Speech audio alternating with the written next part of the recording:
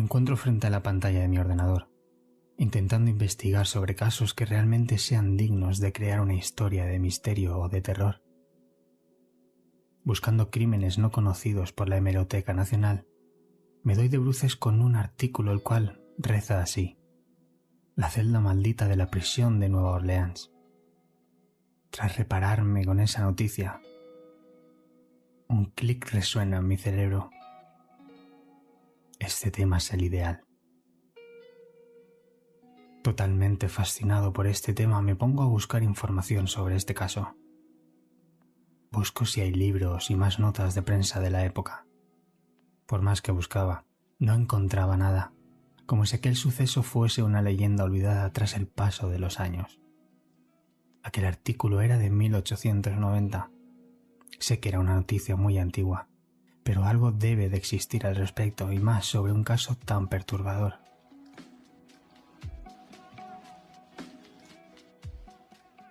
Llevo media mañana aquí, sentado frente a la pantalla. Me habré tomado 3 cafés para poder seguir hasta encontrar algo. Pasadas las horas, decido que ha llegado el momento de tomarme un descanso e ir a la cafetería de la esquina a comer algo. La verdad es que el estómago me hablaba ya hacía rato, y mis piernas agradecían algo de movimiento.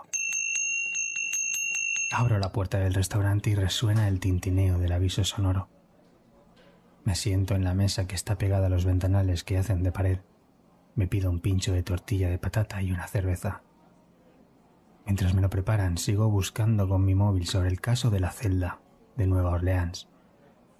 Consigo dar con un enlace el cual me lleva a un blog escrito por uno de los funcionarios de prisiones retirados, que durante años había trabajado allí y había sido testigo de algunos sucesos que ocurrieron en aquella habitación carcelaria. Cuando comienzo a leer el blog, la amable camarera de ojos azules me planta el pincho de tortilla y mi cerveza en la mesa. Dejo el móvil de lado y comienzo a darle tenedorazos a mi plato. Qué buena está esta tortilla.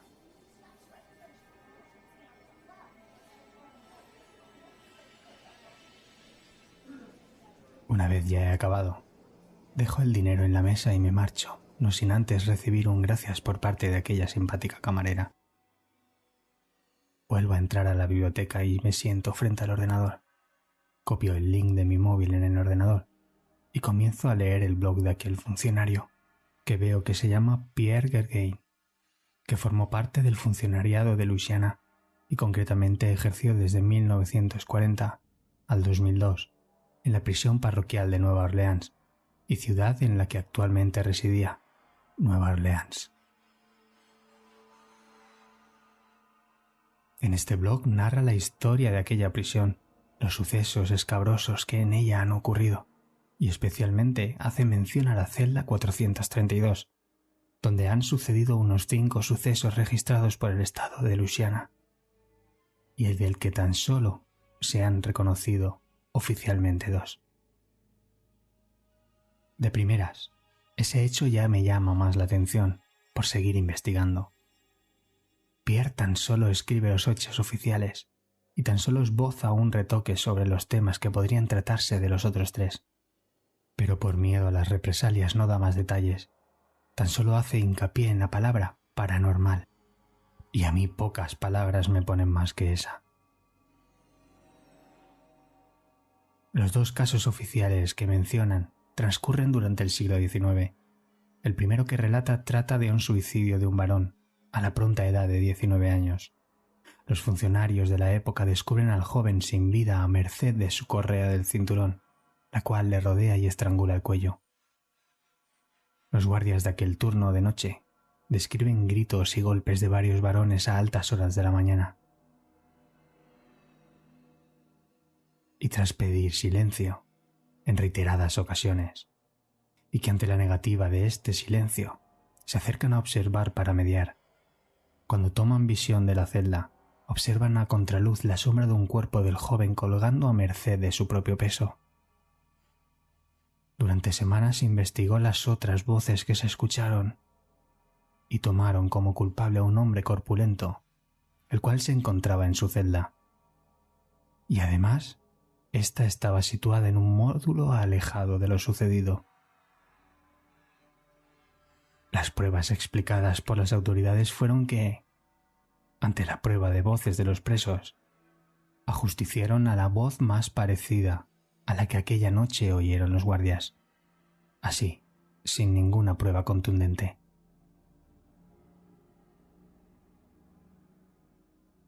El segundo suceso ocurrió 10 años más tarde, ya en el siglo XX. Una mañana, en la apertura de celdas para que los presos pudieran acudir al patio exterior, los guardias se percataron al tomar lista que todos los presos menos el que habitaba en la celda 432 salieron al exterior. Uno de los guardias fue enviado a ver lo que sucedía con aquel hombre. En el momento llegó a la celda, se encontró la habitación vacía. Pronto se dio cuenta que un brazo asomaba por debajo de la cama. El brazo estaba ensangrentado y le faltaban varias falanges. Rápidamente dio la voz de alarma para que el resto de guardias de urgencia se personaran allí. Entre varios funcionarios sacaron el cuerpo de debajo de la cama y observaron con auténtico horror las heridas que mostraba el cuerpo. Tenía abundante sangre alrededor del cuerpo, un profundo corte en la zona del cuello tan salvaje que la cabeza estaba prácticamente seccionada. En el torso unas extrañas heridas con forma de círculos desconcertaban a los agentes. Las piernas tenían trozos de carne extirpados donde se podía observar el tejido muscular. Pero lo que más les llamó la atención fue una enorme mancha de sangre en los pantalones. Al desabrocharlos, contemplan que los genitales estaban arrancados de cuajo, pero no había ni rastro de ellos. Parecía un acto de brujería. Finalmente no encontraron al responsable de aquel crimen. Aquellos fueron los primeros de una lista de crímenes en los que envolvía el misterio. Ahora, estos fueron los casos registrados oficialmente. A partir de entonces, los siguientes 3 fueron ocultados a la opinión pública. Como ya he comentado antes, no especificaba nada de ellos, tan solo la palabra paranormal.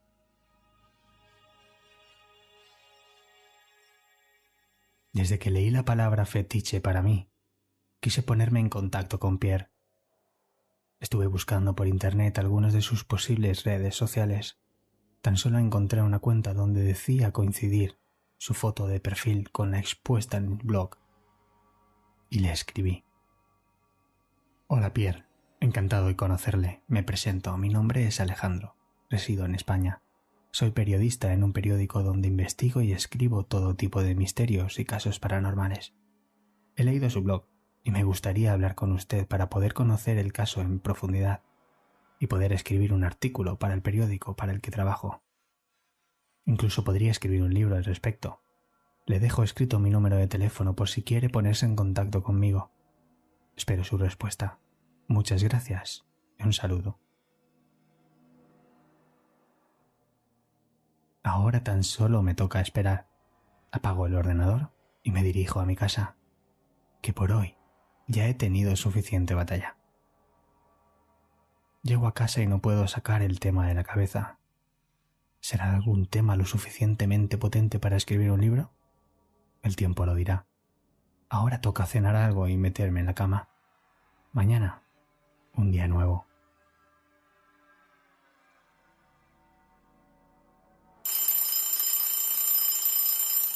El despertador.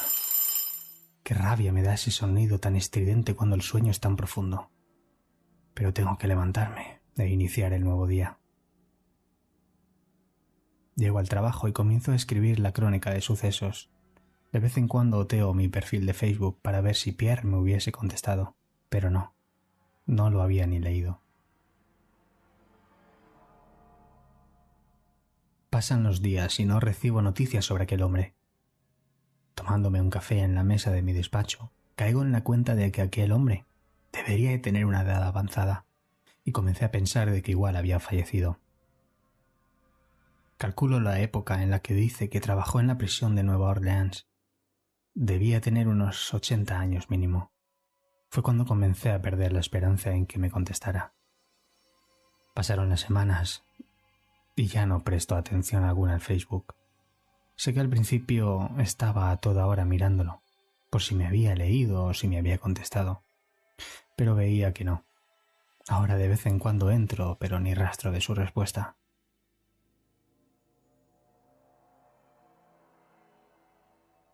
«12 de diciembre de 2021. Ya ha pasado un año desde entonces. 8 de la mañana. Sábado. ¿Quién será a estas horas?» En ese momento mi cerebro carbura a relentí, pero ya le entraron pensamientos. Podría haber sucedido algo de urgencia y por eso me llamaban. Descuelgo y alguien comienza a hablarme. ¿Quién? Soy Pierre. ¿Alejandro? Sí, hola, buenas. Por nada del mundo me esperaba esa llamada. En ella me contaba que había leído mi mensaje y vio que era hace un año. Pocas semanas antes de escribirle, sufrió un accidente cuando visitaba la prisión parroquial de Nueva Orleans para dar una charla a los funcionarios. Cuando les contaba que en su época y en la celda 432 ocurrían cosas que no podrían ser explicadas, como una serie de muertes y fenómenos inexplicables.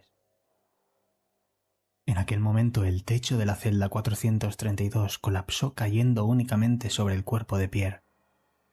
Este accidente lo mantuvo un año en coma, hasta hacía 2 semanas, las cuales ha estado recuperándose en el hospital. Ahora ya estaba en casa y estaba en condiciones para mantener una conversación conmigo. Me contó un episodio que tuvo mientras trabajaba allí, un suceso paranormal. Antes de que continuara, le propuse vernos en persona. Yo viajaría a Nueva Orleans, si él estaba de acuerdo. Amablemente me propuso acogerme en su casa, a lo que yo me negué, y le comenté que me buscaría un hotel. Finalmente Pierre insistió, y no pude negarme. Acordamos vernos al mes siguiente. Rápidamente comencé a buscar billetes de avión para viajar a Nueva Orleans. Tenía que hacer varios transbordos, pero la ocasión lo merecía. No quise que me contara nada de las experiencias paranormales que allí tuvo. Por alguna razón romántica me vi en su salón a la luz de la lamparilla de luz cálida, mientras me contaba sus experiencias, como un abuelo le cuenta a sus nietos batallitas. Llega el día en el que me tengo que poner en marcha y comenzar mi viaje a Estados Unidos. Os voy a ahorrar lo ocurrido en el viaje, ya que no había pasado nada reseñable, más allá de ponerme a ver películas y series y leer parte de algún libro.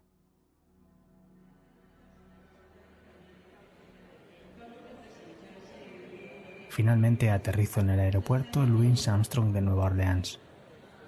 A la salida de la terminal me esperaba la familia de Pierre al completo. Habían venido a recogerme en un monovolumen familiar. Tras las presentaciones nos pusimos en marcha a la que durante 2 semanas sería mi hogar de acogida, la casa de los Gargain.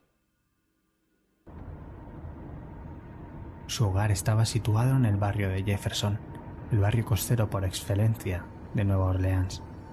Su casa concretamente se encontraba en el punto más apartado de la costa, como aislada de la hilera de casas adosadas que recorrían el paseo.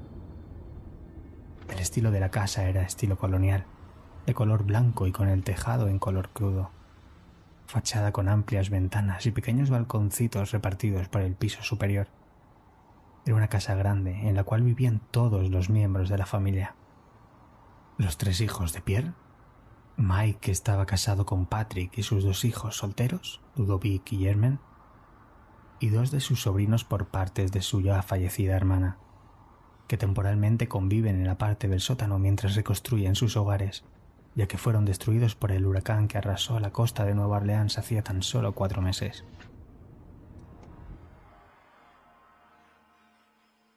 Ya habíamos dejado todos mis enseres y la familia Gargain preparaba una comida de bienvenida por mi visita. Estaban encantados de recibirme, o al menos eso decían. Era una familia muy encantadora, y por el momento no puedo quejarme en absoluto de nada. Llega la noche y Pierre me llama para tener una conversación. Mientras la familia charla en la cocina, Me pide que me siente en el sofá, que está situado frente a él. ¿Estás cómodo? Por supuesto, ¿cómo no voy a estarlo? Si me habéis acogido como uno más de la familia. Me alegro. Notarás que la familia está muy pendiente de mi salud. Más de lo habitual, pero tú no te preocupes. Yo estaré bien. Quiero que te sientas como en tu casa. A mi familia y a mí nos gusta acoger a todo el mundo que lo necesite por diversas cuestiones. Como verás, aquí tengo a toda la familia posible ahora. Tú has tenido el detalle de contactar conmigo para que te cuente mi historia. Y además, te has tomado la molestia de venir hasta aquí desde tan lejos. Y eso es de agradecer y denota tu interés. Claro, Pierre. Este caso me lo tomo con total seriedad y respeto.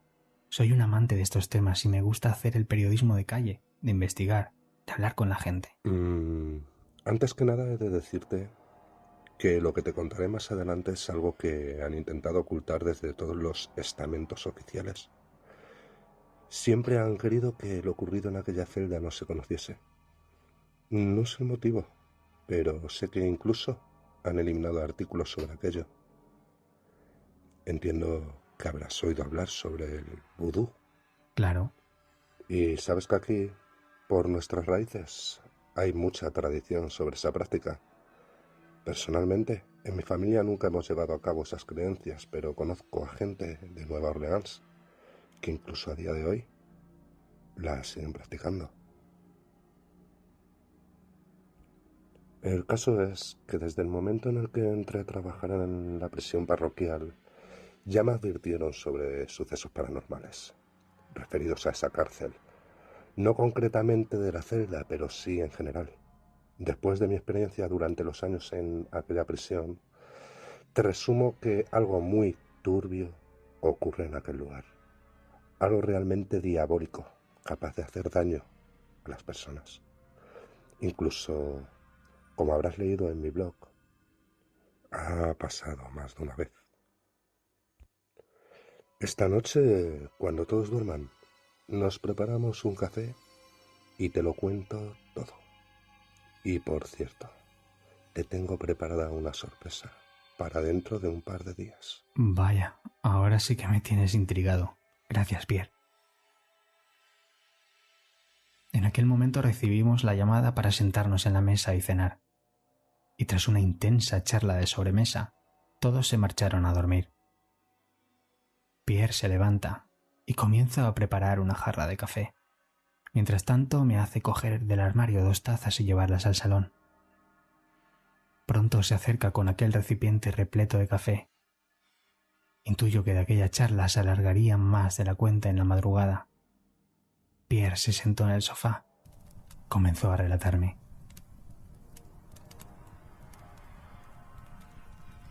Bueno, Alejandro, ¿por dónde quieres que empiece? ¿Qué tal si me explicas cuáles fueron los sucesos paranormales que viviste? Perfecto. La primera experiencia extraña que viví en aquella prisión fue a pocos días de haber comenzado a trabajar en aquel lugar. Una noche, mientras todos dormían, y mientras yo estaba sentado en mi oficina de vigilancia, unos pasos llamaron mi atención. Aquel sonido resonaba por todos los rincones. El silencio era abrumador. Tan solo aquellos zapatos lo rompían. Al principio pensé que era uno de mis compañeros realizando una ronda, pero poco a poco los pasos se acercaban hacia mi sala y ya me preparaba para devolver el saludo una vez pasara frente a mí. Mi sorpresa llegó cuando aquello sucedió.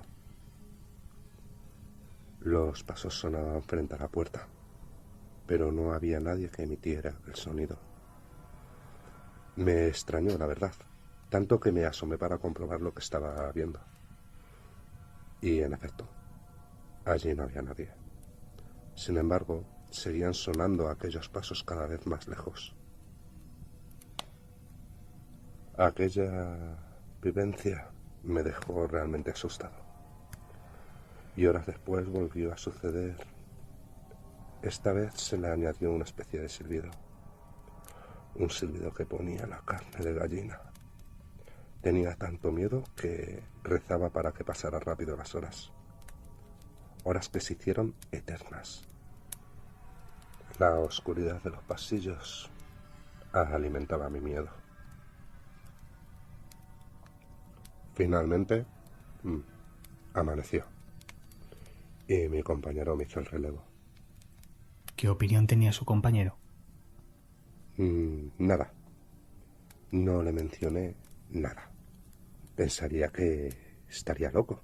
¿Pero ocurrió más veces? Exactamente no. Pero el siguiente suceso que presencié fue del mismo modo. En el turno de noche. Esta vez ya habían pasado varios años. Ya no era el joven asustadizo y recién llegado. Aquella noche me encontraba en la sala de guardia escuchando el transistor. Recuerdo que emitían un programa donde la gente llamaba para contar sus experiencias o problemas del día a día. Hablaba una mujer contando que desde la muerte de su marido lo sentía en muchos aspectos de su vida. En aquel instante un ruido extraño parecía provenir del transistor, seguido de una interferencia. Recuerdo apagar la radio ya que no volvía a la misión, y fue entonces cuando comencé a escuchar los pestillos de las celdas cerrarse.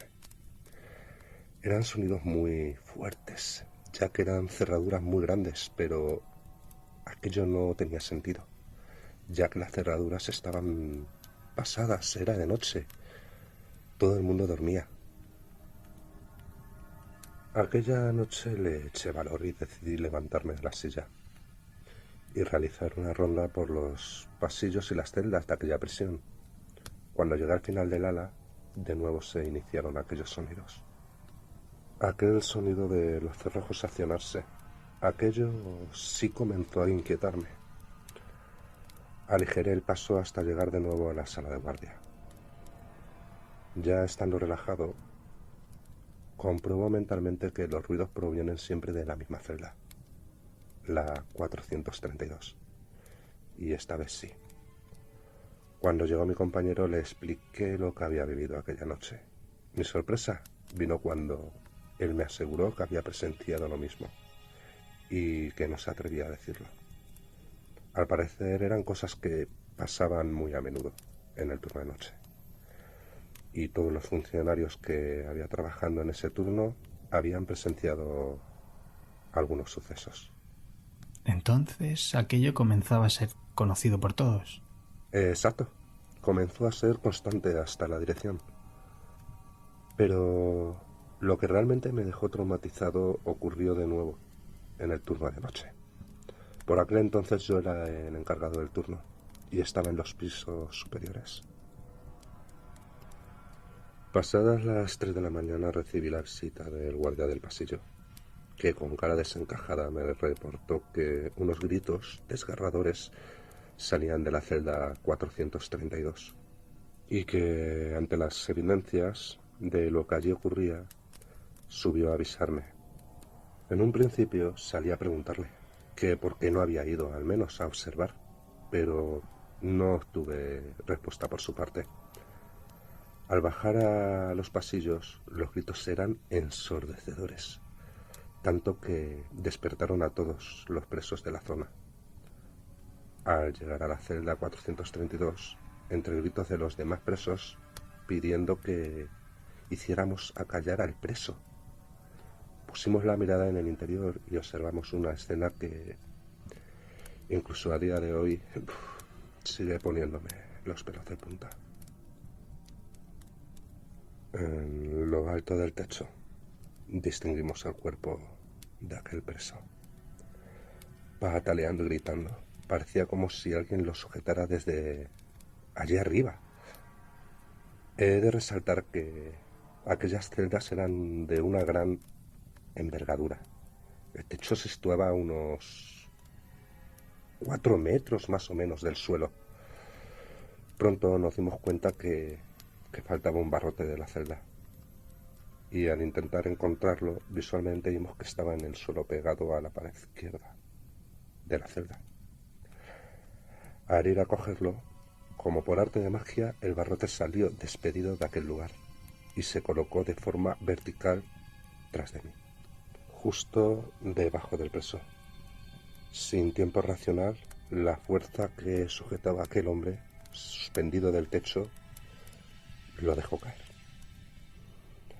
Al final ya te puedes imaginar, murió en el acto.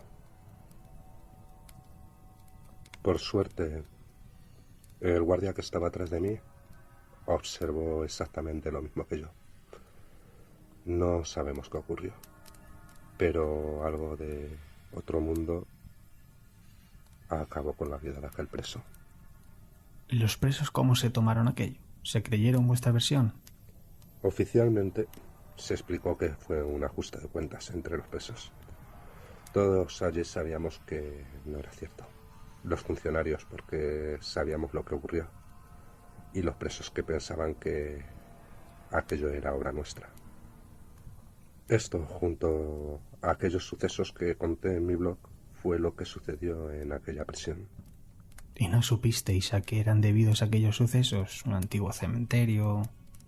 Se supo que uno de los primeros presos que quedó recluso en aquella celda hizo prácticas vudú, en reprimenda de haber sido encarcelado.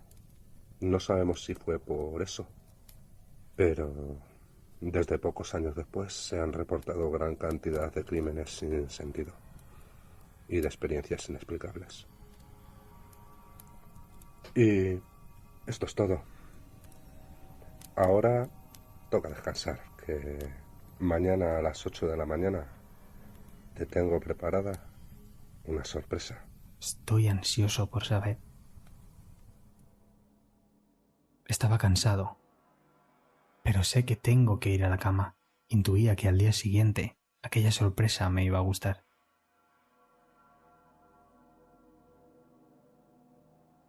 Prácticamente no he dormido. Estoy ansioso y emocionado. Estamos montados en el coche y emprendemos un camino de media hora. Pierre me informa que nuestro destino es la prisión parroquial de Nueva Orleans. Allí podremos entrar a la renovada y maldita celda 432. Entramos en los aledaños de la prisión y nos recibe el director de prisiones del estado. El tema comienza a coger color. Nos condujo hacia la celda en cuestión. Al llegar, no sé si por la impresión de lo acontecido en aquel lugar o por lo que realmente tétrica resultaba la celda, mi piel comenzó a erizarse. Comienzo a notar cosas raras dentro de aquel lugar. No sé si me estoy sugestionando, pero no me encuentro del todo católico. Un dolor punzante de cabeza incluso me hace parpadear. Era algo repentino, algo que comenzó al pisar el interior de aquella habitación. Finalmente me tengo que salir de la celda para que mi salud vuelva a restablecerse. Cuando en aquel instante observo la cara de Pierre, era de color blanco cirio. No se encontraba bien.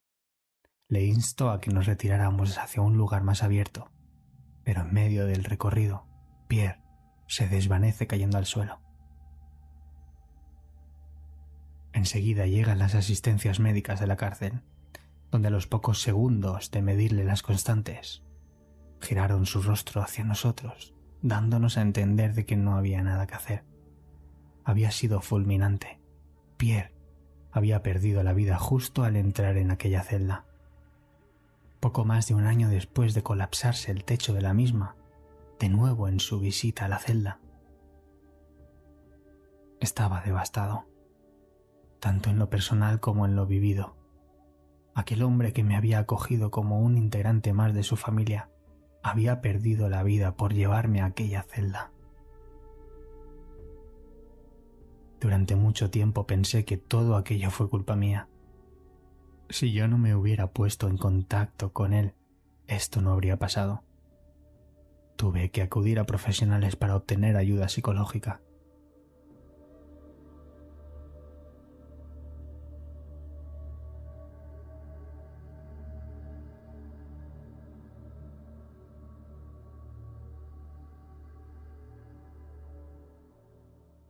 Pasado el tiempo y viéndolo desde otra perspectiva, me decidí a escribir el libro destapando lo que allí ocurrió.